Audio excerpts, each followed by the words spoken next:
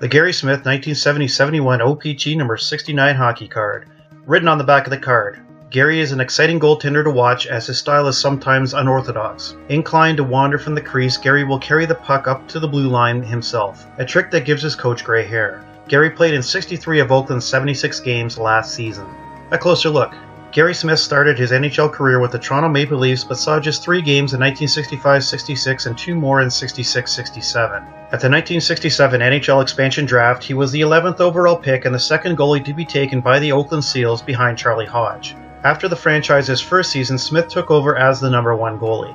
The game count in the info snippet on the back of this 1970-71 O-Pee-Chee hockey card is an error. Smith actually played 65 games for the Seals in 1969-70, not 63. Gary's 2,035 saves that year led the NHL and remains as the 15th most in a single NHL season.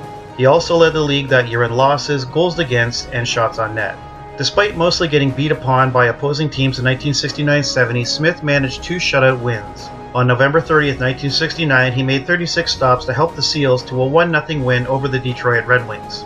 Gary Jarrett scored the only goal with less than 6 minutes left in the game. Roger Crozier had a decent game of his own for the Wings, allowing just a single goal on 32 shots. On January 17, 1970, Gary and the Seals skated into the Montreal Forum and shut out the Habs 3-0. Smith only had to make 21 saves while Earl Ingerfield, Norm Ferguson, and Gary Amon provided the offense. Between 1965-66 and 1979-80, Gary Smith appeared in 532 regular season and 20 playoff games in the National Hockey League with the Toronto Maple Leafs, Oakland Seals, Chicago Blackhawks, Vancouver Canucks, Minnesota North Stars, Washington Capitals, and Winnipeg Jets.